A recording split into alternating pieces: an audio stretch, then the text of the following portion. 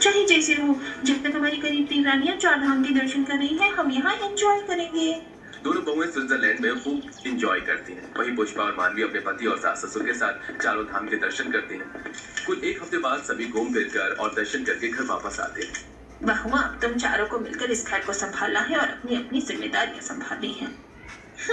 माँ जी आप चिंता मत करो, आपकी दोनों मौजूद बहुएं सब कुछ अच्छे से संभाल लेंगी। हाँ माँ जी आप बिल्कुल भी चिंता न करो, हम सब संभाल लेंगे। आप तो पुष्पा और मानवी बहू, हाँ, ये क्या ही करेंगी माँ जी? आप इनसे पूछ रही हो जिसे पहनने ओढ़ने का ढंग नहीं है, ये घर क्या संभालेंगी? बड़ी माँ, हम अपनी जिम्मेदारी पूरी करने की कोशिश जरूर करेंगे। मुझे भरोसा है कि ये दोनों कर लेंगी। ठीक है, तुम दोनों जाओ और रसोई में जाकर आज बढ़िया सा खाना बनाओ। और वैसे भी आज तुम्हारी पहली रसोई है। आइए दोनों दीदी, शनाया और रीता मॉडर्न है, ये थोड़ी ना किचन संभालेंगी। अब तुम ही देखो, पुष्पा और मानवी को किचन संभालने के सिवा कुछ आता होगा? तुम्हें लगता है? लगता तो नहीं है दीदी, मैंने तो सोचा था गांव की बहू लाऊंगी तो परिवार संभाल लेंगी, लेकिन इनके पहनावे से तो ऐसा लगता है कि ये खुद को भी नहीं संभाल सकती।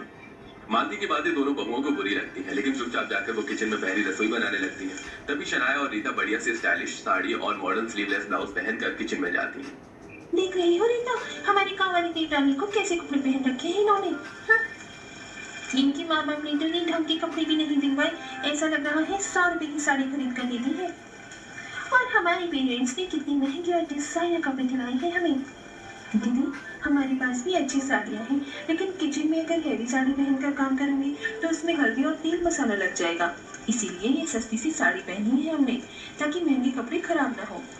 इनके पेरेंट्स ने तो इन्हें प्रॉपर नौकरानी की ट्रेनिंग देकर भेजा है कि कैसे रहना है, क्या पहनना है। हाँ हाँ सही कहा रीता, इनकी तो बातें भी कबाड़ वाली है। इस रसोई में तो काफी गर्मी लग रही है, चलो बाहर चलते हैं। रीता और शनाया दोनों बहुओं का मजाक बनाकर बाहर आकर मजे से एसी की हवा खाते हुए टीवी देखने लगती हैं। वहीं दोनों गरीब बहुएं किचन में पसीना बहाते हुए गर्मी में सबके लिए खाना बना रही थी। और खाने की टेबल पर आज खाना किसने बनाया है? बड़ा ही बढ़िया है। हाँ, वाकई टेस्टी है ये तो। आज पुष्पा भाभी और मानवी भाभी ने खाना बनाया है। इनकी पहली रसोई का नेक तो सब आप भैया आप लोग भी। ठीक है भाई, दे देते हैं नेक। रीता, तुमने कुछ नहीं बनाया? अरे मेरी दोनों बहुएं किचन में आटा गूंदेंगी तो उनके नेल्स खराब हो जाएंगे ना, और इतना महंगा फेशियल भी। इसीलिए मैंने ही मना किया था कि तुम कोई काम ना करो, पुष्पा और मानवी बहू कर लेंगी। वैसे भी इतना बड़ा ससुराल इन्हें फ्री में मिल गया, अब काम तो अकेले कर ही सकती है। मालती जी शादी के पहले कुछ और थी। अचानक से मालती जी का बदला रूप ना बेटों को पसंद आता है ना बहुओं को। लेकिन आज बहू की पहली रसोई थी, इसलिए कोई कुछ नहीं कहता और सभी खाना खाकर सारी बहुओं को नेक देते। ऐसे दिन बीतते हैं। ससुराल में रीता और शनाया कोई काम नहीं करती, सारा दिन शॉपिंग, पार्टियां और दोस्तों में बिजी रहती हैं। वहीं एक गिलास पानी के लिए भी अपनी देवरानी पुष्पा और मानवी को कहती है। वहीं मालती जी के मन में भी अब अपनी गरीब बहुओं के लिए चिढ़ पैदा हो गई थी, क्योंकि वो मॉडर्न बहुएं जितना सच संभलकर और मॉडर्न कपड़े पहनकर नहीं रहती थी, जिसके कारण मालती जी अपनी बहुओं से ढंग से बात नहीं करती थी। एक दिन, माँ जी ये लीजिए आपकी दवा और पानी, जहर दे दे बहू थोड़ा सा, मेरी आत्मा ठंडी हो जाएगी। माँ जी ऐसा न करिए, मुझे बड़ी शर्म आती है तुम दोनों को अपनी बहू कहने में। कितनी गवारों की तरह तुम रहती हो। अब तो मुझे लगता है कि मैंने क्या सोचकर तुम्हारी शादी अपने बेटे से करवा दी थी। बड़ी जेठानी जी सही कहती थी कि मॉडर्न बहुएं बेस्ट होती हैं। अभी तक किसी ने तुम बहुओं को देखा नहीं है, लेकिन मोहल्ले की सभी रीता और शनाया की बहुत तारीफ करती हैं कि दोनों को पहनने ओढ़ने का ढंग है, फैशन सेंस है उनमें। सास की मन की बातें सुनकर बहुओं को समझ आ जाता है कि सास किस वजह से गुस्सा होती है, लेकिन हर काम के लिए पैसों की जरूरत होती है और बहुओं के पास वही तो नहीं था। ऐसे ही एक दिन मोहल्ले की कुछ औरतें घर आती हैं। क्यों सुनीता बहन, बहुओं को आए महीना बीत रहा है, अब तो बहुओं के मुंह दिखाई कर दो। हमारी बहुओं को देखना था तो खिड़कियों पर पर्दों पर नजर रखी जाती थी। अब खुद की बहुओं की बारी आई है तो ये दोनों देवरानी जेठानी अपनी बहुओं को ना जाने किस बिल में घुसा के बैठी है कि दिखाई ही नहीं दे रही। सही कहा गायिका सुमित्रा बहन ने। अरे सुनीता बहन, अब तो बहुओं के मुंह दिखाई कर दो। जी बस जल्दी ही बहुओं के मुंह दिखाई की रस्म करेंगे बहन जी। तभी पुष्पा और मानवी लंबा सा घूंघट लिए सारी पड़ोसनों के लिए चाय नाश्ता लेकर आती है। ये समोसे तो बड़े ही स्वादिष्ट हैं। बहू के हाथों में तो जादू है जादू। अब बस सूरत शक्ल में भी अच्छी ही हो। मालती कहती है, आप चिंता न करो, हमारी बहुएं बड़ी ही सुंदर है। मेरी बहुएं तो चांद का टुकड़ा है। देवरानी जी की भी बहुएं ठीक ठाक ही हैं। लो चाय नाश्ता करो आप। सारी पड़ोसनें चाय नाश्ता करके वहां से चली जाती हैं और शाम में माँ भाभी की मुंह दिखाई की रस्म कब करोगी? मेरी सारी सहेलियां पूछ रही थी कि तेरी भाभी कैसी दिखती है, कब मिलवा रही है उनसे। 1 महीना हो गया है शादी को, अभी तक मेरी भाभीयों की शक्ल भी नहीं देखी है हमने। बस जल्दी ही करेंगे।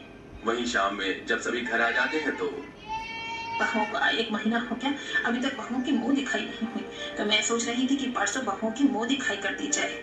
हाँ दीदी, ये बहुत बढ़िया रहेगा, बड़ा ही ग्रैंड सेलिब्रेशन करेंगे हम।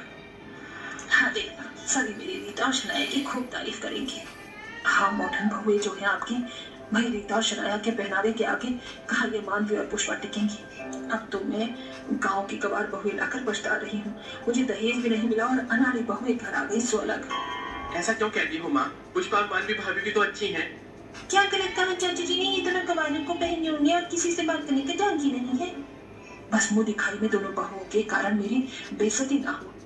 बहुआ हमारे यहाँ मुंह दिखाई में मायके से आए कपड़े पहने जाते हैं, तुम्हारे मायके से मुंह दिखाई की साड़ी तो आई ही होगी, क्यों? जी बड़ी माँ, हमने अच्छे से संजो कर रखा है हमारी साड़ी को। हाँ बड़ी माँ, हम मुंह दिखाई के दिन वही साड़ी पहनेंगे। बता तो ऐसे रही हो जैसे लाखों के कपड़े संभाल कर रखे हैं। बहू तुम दोनों ने बस नाक न कटाना मुंह दिखाई के फंक्शन में। मालती अच्छे से समझा देना अपनी बहुओं को। जी दीदी। वहीं सभी के कमरे में जाने के थोड़ी देर बाद शनाया और रीता सुनीता जी के कमरे में जाती हैं। क्या हुआ बेटा? माँ जी, हमारे मायके से जो कपड़े आए थे हमने तो वो यूज करके फेंक भी दिए। आपको तो पता है हम एक बार जो कपड़े पहन लेते हैं उसे दोबारा नहीं पहनते। अब परेशानी ये है कि हम मुंह दिखाई के लिए क्या पहने, हमारे पास तो डिजाइनर कपड़े भी नहीं है। बस इतनी सी बात, एक काम करो, ये मेरा क्रेडिट कार्ड लेकर जाओ और डिजाइनर से कहकर अपने अकॉर्डिंग ड्रेस बनवा लेना। मुंह दिखाई में मेरी बहुएं सबसे सुंदर लगनी चाहिए। जी माँ जी। ऐसी ही ड्रेस बनवाना कि सब देखते रह जाएं और तुम्हारी तारीफ करते ना थके। वो गरीब बहू की गलती से भी वाहवाही नहीं होनी चाहिए। आप बेफिक्र रहिए माँ जी। फिर शनाया और रीता दोनों बहुएं डिजाइनर के पास जाती हैं और डिजाइनर से कहकर मुंह दिखाई में पहनने के लिए बढ़िया सा गाउन ड्रेस सिलवाती हैं। देखो स्वाति, हम दोनों की मुंह दिखाई है तो हमारी ड्रेस बहुत ही मॉडर्न और प्रिटी होनी चाहिए। और हाँ, हमारे गाउन में अलग से खोंगच के लिए पल्लू अटैच कर देना। बेफिक्र रहो रीता, मैं वैसी ही ड्रेस बनाऊंगी जैसे तुम दोनों को चाहिए। मेरी पैकलेस ड्रेस और बॉडी कॉल होगी और पल्लू भी ऐड कर देना मुंह ढकने के लिए। मेरी ड्रेस